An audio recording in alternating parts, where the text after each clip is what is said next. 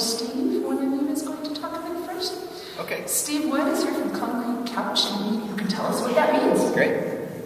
So we have a little nonprofit called Concrete Couch. It's kind of a goofy name, and can you hear me? Mm-hmm. Do I need this? Okay. And our mission is to build community through creative projects. So we started by doing a lot of work with schools, community centers, beautifying the area, murals, sculptures, gardening projects. And we've been doing that across the state for about 7 years. And I had a chance to do some work with some Vietnam vets a number of years ago, in 2004, through the Outward Bound School. I talked with them for many years.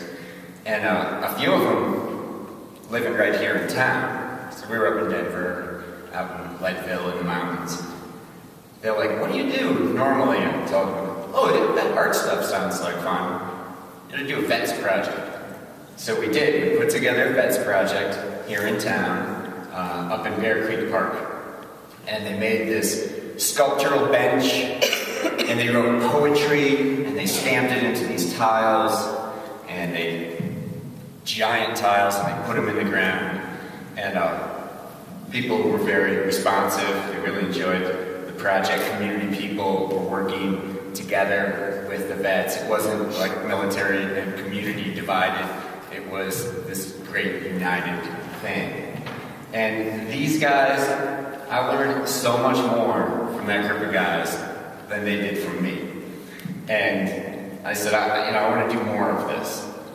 And I thought that they could actually, if we could get them in front of returning military personnel who were coming back from engagements in Afghanistan and Iraq, that they actually had something to share with them.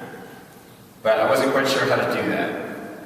So we ended up talking to different folks on post at Fort Carson. And when I told them my idea, they were like, yeah, that's good, but you really need to do something for the families, because they're, people are deployed and they need something to do. So we were like, great, we're here to listen. So we did a mural project at the Grant Library, which was 5 Saturdays. And it was a lot of food, gotta have food, people show up. And it was totally a stealth project, because they kind of advertised it. You know how that is, getting people out. So the first Saturday, we had about 10 people, and the next Saturday, we had a lot of those people came back, because they were just there at the library to see what was going on. And by the end of it, we had like 50 people, and it was sawing wood, and hand construction, and collaging, and once the kids got going, we'd siphon the parents off and say, hey, why don't you do this or that, or you want to help some of these kids with some of the construction, and people had a good time, and they were fed. It's all kinds of great stuff. So you guys should go check out the murals. Great. After that, we did a project with moms and preschool kids. It was actually one of the moms from that program called us up about a year later and was like, what's happening with Concrete Couch? My husband's been deployed, Kevin is gone, and I got this preschool kid. So we came up with a project just for her. She talked to her friends, and we had this 3-session project where they'd come once the kids got their smocks on, and we had a lot of volunteers working one-on-one with the kids. They were doing this tempera painting, drawing, and rolling cars through paint. And once they were totally set, it was like, oh yeah, we have 2 massage therapists over there if you want. They wanted. So they were getting massaged, and one of them was a reflexologist. It was like this, and there were great conversations were going on, like how long you been? Oh, just got here, we don't know what to do. Do you know about Pikes Peak Library District? They get the story hour, they get this, they get that. At the end, they were like taking down notes, and the friendships were developed. So that's what we've continued to do with Concrete Couch, and because a picture is worth 1,000 words, I'm gonna pass this to you. I didn't plan on this being like a fundraising thing, but this is our every 2-year fundraising letter. The only reason I'm passing it out is the projects we do on post are pretty much, we ask the Fort Carson to contribute food and materials. Because we don't want you all to pay for art stuff. Some people might think it's really not necessary. So this fundraising letter is really for our military programs. And the reason I'm passing it around is so you can see. Up here is an art bench we did at Iron Horse Park, which was all community. Kids, veterans, teen youth, poets, all kinds of artists. This orange thing is one piece of a giant pterodactyl with huge 15-foot wings. Down here is a little detail of the Grant Library mural. And then up here is a cold frame for shoulder season gardening at Crawford House. Just pass that around.